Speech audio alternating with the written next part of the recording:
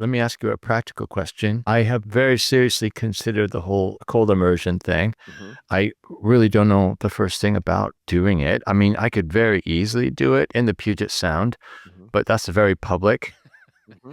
I'm just not sure people would be staring at me like, what are you doing? It's even in July, they'd be saying, what are you doing in the water? But anyway, when you have your home-based cold water, how do you keep it cold, especially in Georgia?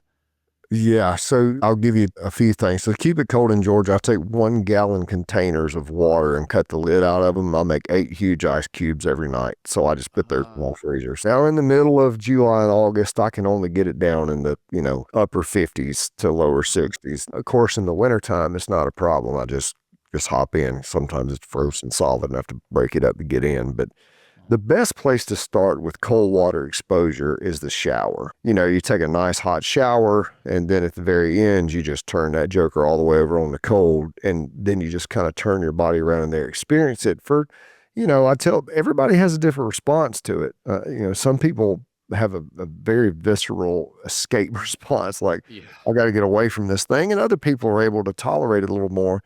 But the idea of doing cold water immersion, there's a ton of, research on the physiological benefits of doing it. Is you are literally getting your prefrontal cortex to disconnect from your limbic system. So you are firing off your fight or flight system. You are creating a dynamic to where your body screams at you and your prefrontal cortex goes offline and your body is saying, you got to get out. But then you're closing that prefrontal cortex back down and going, I'm okay. I'm not going to die. I'm fine. And so you're learning impulse control through opening and closing that connection of the prefrontal cortex. Clinicians call it flipping your lid. So you're just opening that and closing that and opening that and closing that. And it takes about 20 seconds average to get that prefrontal cortex back online with the body. And so it's just about creating a brain-body connection. When that's too much for people, I have them use ice packs on the center of their chest. I've had people use ice packs on their belly.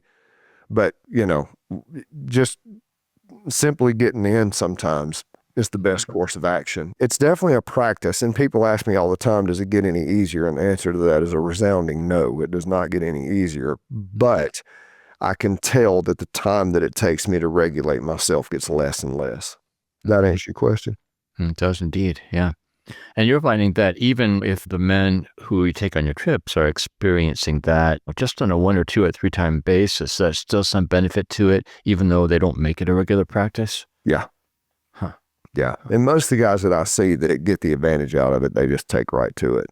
Yeah. Now, some guys only do it 2 or 3 days a week. They don't do it every single morning, but the science shows that you need about 12 minutes a week of some sort of exposure. And, some guys do that through 3, 4-minute dunks. Some do 4 3-minute dunks. Some do 6 2 minutes. You know who Andrew Huberman is? I do. Okay, yeah. He talks about 12 minutes a week under 60 degrees. And so that seems to be the maximum benefit. And then also from the research is coming out on somatic experiencing seems to allude to the same thing, is that you're just trying to get enough training in the brain of closing that prefrontal cortex to give yourself the capacity to integrate that into your everyday decision-making process. Mm-hmm. Mm-hmm. Cool. Brother, thank you. We will stay in touch. Sounds good, my man. I appreciate you.